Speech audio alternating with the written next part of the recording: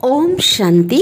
आज की अनुभव गाथा एक ऐसी बहन की है जिनके जीवन में विघ्नों, समस्याओं, परेशानियों रूपी बहुत तूफान आए, लेकिन ईश्वरी जीवन में आते ही वे तूफान तोहफा में बदल गए।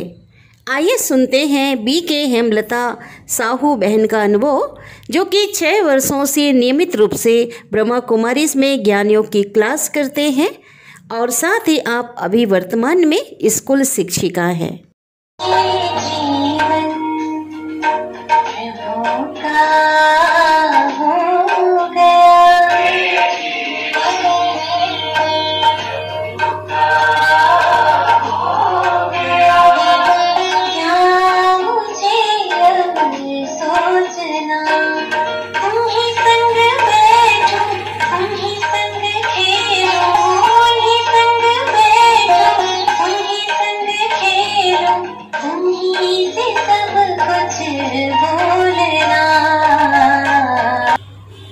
ओम शांति। मेरे शरीर का नाम BK हेमलता साहू है। मैं 6 साल से इस संस्था से जुड़ी हुई हूँ और नियमित ज्ञान क्लास और राजयोग मेडिटेशन कोर्स नियमित रूप से करती हूँ। मेरे जीवन में पहले क्या था और अब क्या अंतर आया, इसके बारे में आपको अनुभव शेयर करने के लिए मैं आई हूँ। शुरू से जैसे मुझे भक्ति में भावना थी, तो मैं 8वीं क्लास से ही सोमवार का उपवास करती थी और शिव भगवान की पूजा करती थी। उसके बाद शादी के बाद मैं गुरुवार का भी उपवास रहना चालू की थी और श्री कृष्ण की पूजा करती थी। शादी से पहले तो मुझे जैसे ही पढ़ाई लिखाई और नॉर्मल जीवन में अपना टाइम निकल गया था। शादी होने के बाद मुझे अनुभव ये हुआ कि मुझे लड़की क्या है, लड़की होने से क्या कष्ट होता है और दुख क्या है, इसका मुझे फीलिंग होने लगी थी। पहले से ही मेरे मन में कुछ क्वेश्चन था कि सत्य क्या है, भगवान अलग अलग क्यों है, हिंदू का भगवान अलग, मुस्लिम का भगवान अलग, ऐसा क्यों होता है। और रामायण महाभारत में भी इंटरेस्ट होता था, पर ऐसा क्यों, ऐसा मुझे मन में प्रश्न बहुत सारे रहते थे। शादी के बाद पता नहीं उस घर में मेरे साथ क्या हिसाब किताब था, तो वहाँ कुछ भी होता था गलत ही होता था मेरे साथ। शादी के पहले दिन से ही वहाँ पर मुझे मानसिक टेंशन मिलने लग गया था और जैसे तैसे जीवन निकल रहा था। वहाँ इतना ज्यादा मुझे कष्ट था, मानसिक प्रताड़ना थी कि कुछ भी होता था उन लोग मुझ पे, मेरे ऊपर ही ब्लेम लगा देते थे। इवन परिवार में 1-2 की मौत हो गई तो उन लोग मुझे मनहूस कर दिए और कुछ भी हुआ मेरे ऊपर ब्लेम लगाते थे। मेरे वहाँ बहुत सारे पाबंदी लगा के रखे थे उन लोग कि घर से बाहर मैं नहीं निकल सकती थी, किसी को फोन नहीं कर सकती थी, पड़ोसी से भी बात नहीं कर सकती थी, अगर कर दो तो अजीब सा इल्जाम लगाते थे, झगड़ा होता था। तो मैं बहुत दुखी रहती थी और जैसे तैसे जीवन निकल रहा था। एक बार उन लोगों ने इतना बड़ा मेरे ऊपर इल्जाम लगाया जिसे मैं बर्दाश्त तक नहीं कर सकी। मुझे बहुत दुख हुआ और उस दुख के कारण मैं एक दिन श्री कृष्ण की पूजा करती थी, उसके सामने मैं खड़ी हो गई और बोली कि अब मैं बर्दाश्त नहीं कर सकती। मैं सोचती थी इन लोग सुधर जाएं, घर परिवार में शांति आए, तो वहाँ शांति होती ही नहीं थी, मैं हमेशा दुखी रहती थी। फिर मैं संकल्प की कि मैं इतना अब नहीं बर्दाश्त कर सकती, मैं अगर गलत नहीं हूँ, झूठ नहीं हूँ, तो मेरे साथ ऐसा क्यों। भगवान अब मैं सुसाइड कर लूंगी, अब मैं बर्दाश्त नहीं कर सकती, सुसाइड कर लूंगी, ऐसा मेरे संकल्प में आ रहा था।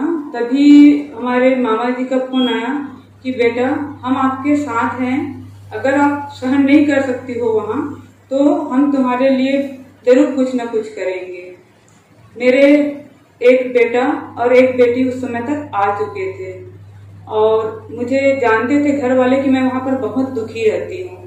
उन लोग खुद जानते थे क्योंकि बचपन में मैं कभी झूठ नहीं बोलती थी, मेरे घर वाले जानते थे, इसलिए मेरे घर वाले मुझे चिढ़ाते थे, मेरा नाम रख दिए थे हरिश्चंद्र करके।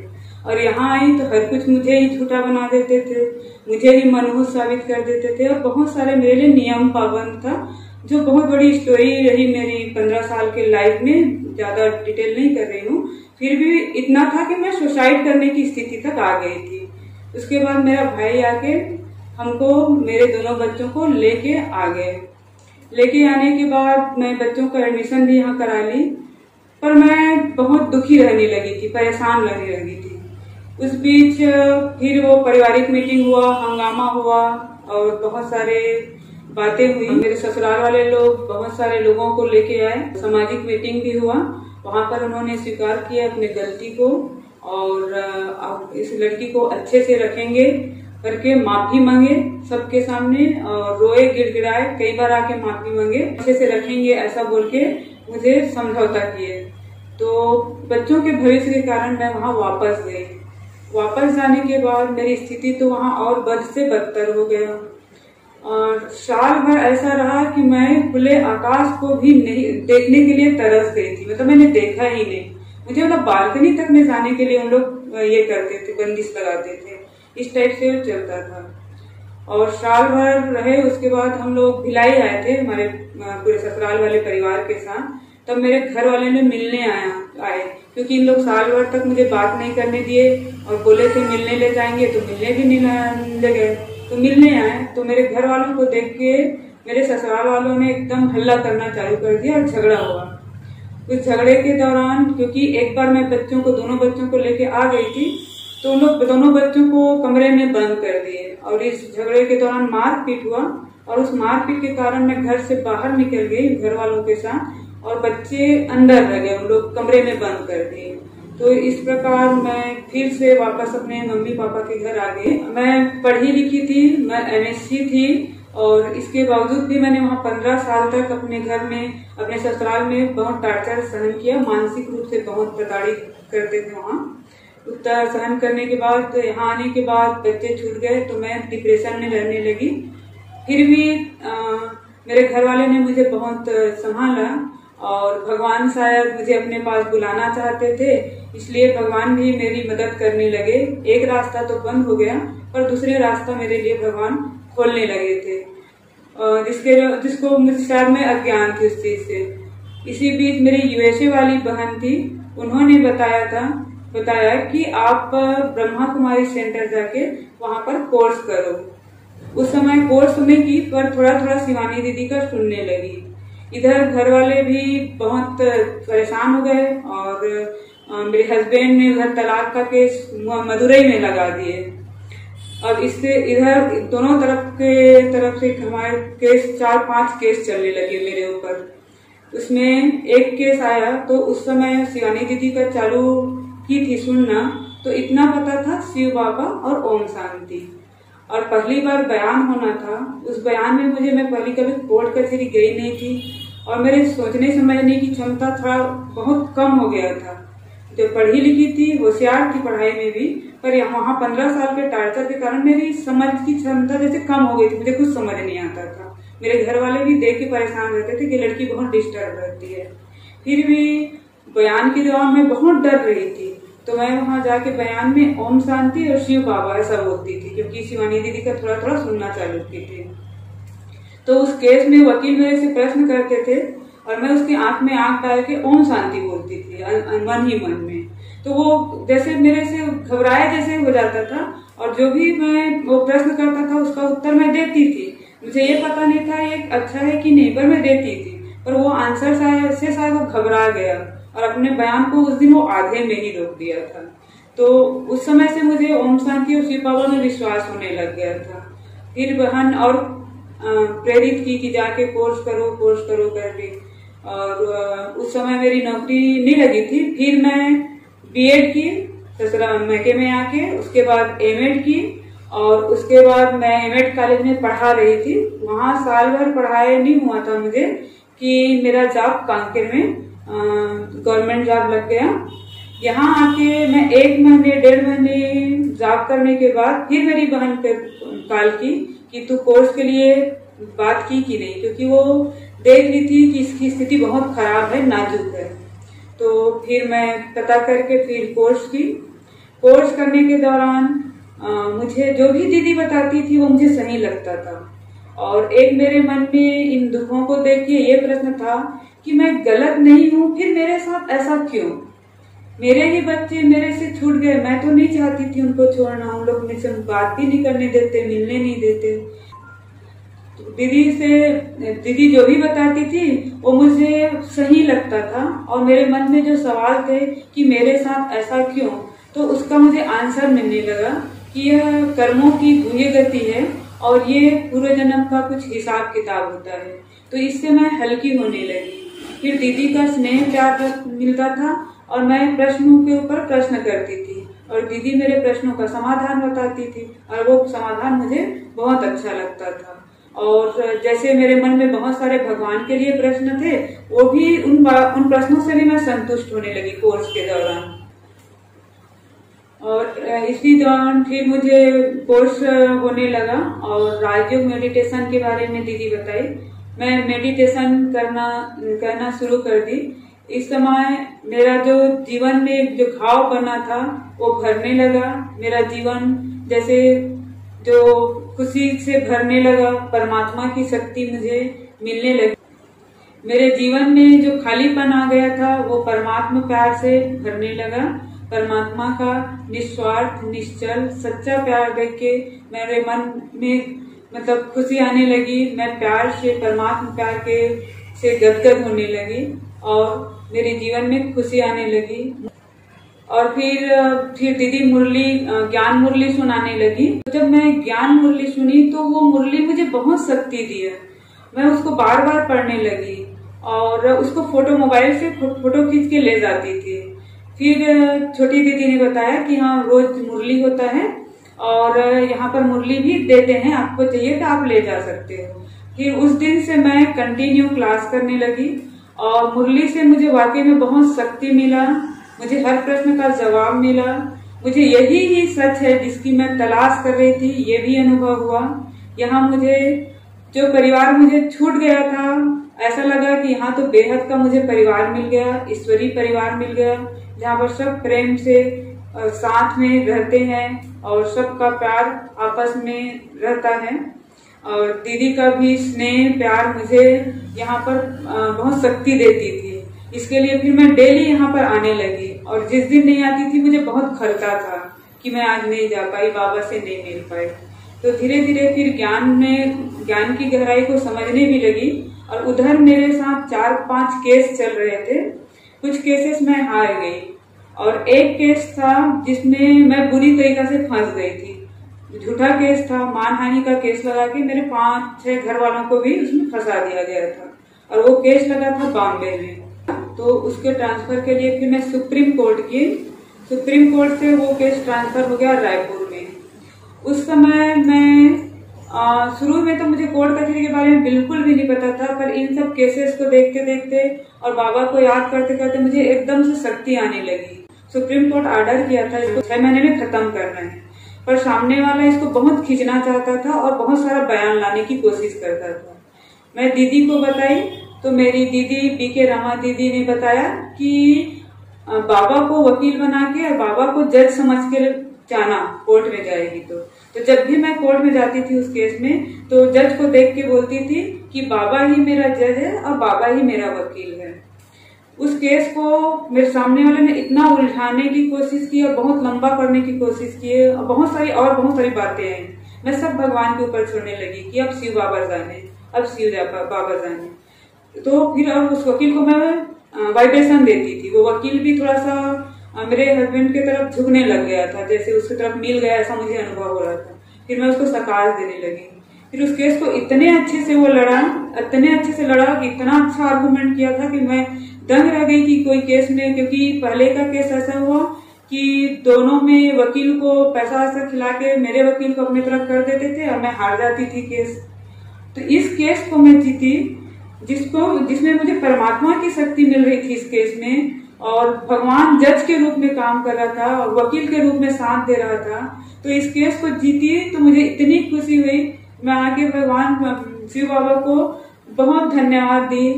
सामने वाले लोग भी आश्चर्यचकित हो गए कि ये इतने हिम्मत इसके में कहाँ से आ गए, इस टाइप से। फिर मैं बाबा को बहुत धन्यवाद दी और उस दिन से बाबा को मैं अपना साथी बना के उनसे सर्व संबंध जोड़ के और उनको हर बात बता के मैं चलती हूँ। और उसके बाद से तो मुझे इतने अनुभव हैं छोटे छोटे कि मैं अब हर बात अपने बाबा से, अपने पापा से शेयर करके चलती हूँ और उसको मैं अपने साथ लेके चलती हूँ।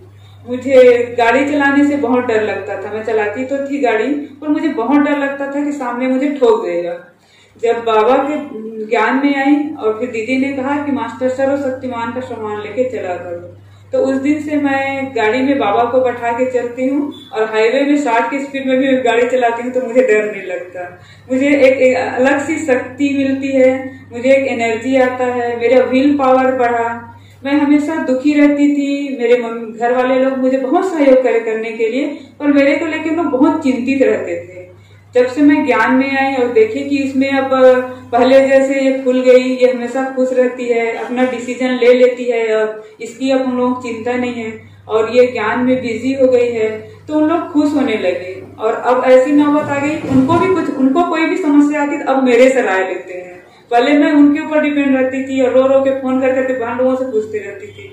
आज उन लोग मेरे को पूछते हैं कि इसको अब कैसे करें। एक प्रॉब्लम मेरे को ये था कि मैं रात में अकेले सो नहीं पाती थी, तो सोने का डर भी एकदम खत्म हो गया। बाबा के साथ जुड़ के बस बाबा को याद करती हूँ और सो जाती हूँ।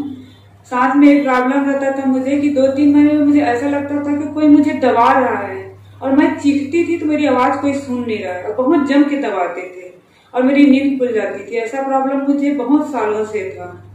फिर मैं दीदी को बताई तो दीदी ने बताया कि सोते समय परमात्मा का आह्वान किया करो और उसकी लाइट के किरणों के नीचे सोया करो। तब से मैं घर को परमात्मा की लाइट से भर के सोती हूँ, ओरा बना के, और उस दिन से वो प्रॉब्लम भी खत्म हो गया और मुझे नींद नहीं आती थी क्योंकि मैं कभी अकेले नहीं रही थी, अब यहाँ अकेले रहना पड़ता था। तो उस दिन से मैं एकदम निश्चिंत होके सोती हूँ और परमात्मा के ये से तन मन धन लगा के सेवा कर रही हूँ। वहां मैं कितने बंधन में थी, आज मैं परमात्मा की शक्ति पाकर, प्यार पाकर उड़ता पंछी जैसे स्वतंत्र बंधन मुक्त हो गई हूँ। मैं वहां पर पैसे के लिए तरसती थी, मुझे बहुत पाबंदी और बंदिश थे। आज परमात्मा ने मुझे भरपूर मेरे झोली भर दिए हैं, मेरे पास खुद के जॉब है। अब मैं अपनी इच्छा से सब कुछ कर सकती हूँ और जो चाहे वो कर सकती हूँ, स्वतंत्र हो गई हूँ। ब्रह्मा कुमारी संस्था में फाउंडेशन है पवित्रता, जिसे मैं, जब मेरे परिवार टूटा तो मैं बहुत दुखी और परेशान थी, जिसे मैं तूफान समझती थी। आज मैं ज्ञान में आके मुझे लगता है कि ये तो तोहफा था मेरे लिए, जो पवित्रता का श्रृंगार भगवान ने मुझे करा दिया। फिर मैं बच्चों को लेके बहुत दुखी रहती थी, परेशान रहती थी।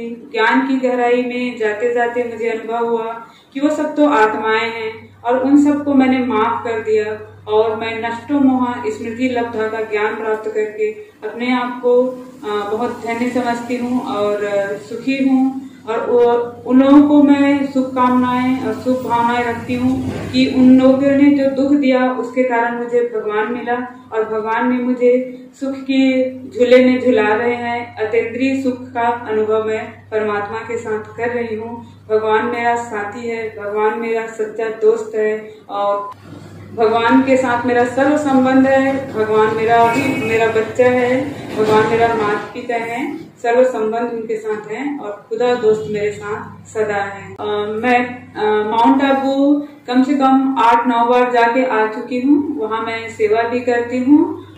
परमात्मा से मैं मिलन मना के आई हूँ मधुबन से, और बाबा के रूम में जब मैं बैठती थी तो बाबा मुझसे ऐसा कहते थे जैसे मुझे कुछ बोल ही रहे हैं, जैसे मुझे अपनी माँ हो मरी ऐसा पुकार रहे हैं, ऐसा मुझे अनुभव होता था। और मैं परमात्मा को धन्यवाद देती हूँ। मैं परमात्मा का ज्ञान मैं एक दिन भी मिस नहीं करती मुरली, और जो भी मेरे मन में प्रश्न रहते हैं उसका समाधान मुझे मुरली से मिल जाता है। और मुरली तो परमात्मा का वो महावाक्य है जो हर कोई को जीवन दान देता है और अंधों को लाठी देता है। और इससे हम सोचते हैं कि राजा महाराजा बनना मतलब कोई ताकतवर इंसान चाहिए, पर परमात्मा कहते हैं कि हमको परमात्मा की याद करने से ही हम विश्व के महाराजा महारानी बनते हैं और इतनी बड़ी स्वर्ग की बादशाही मिलती है। तो इससे हम खुशी से भरपूर हैं और खुशी का ठिकाना नहीं है। तो परमात्मा का बहुत बहुत मुझे धन्यवाद मैं परमात्मा को देती हूँ। वो मेरे साथ हैं और मैं उनके साथ हूँ और सदा वो मेरे साथ रहेंगे। ओम शांति।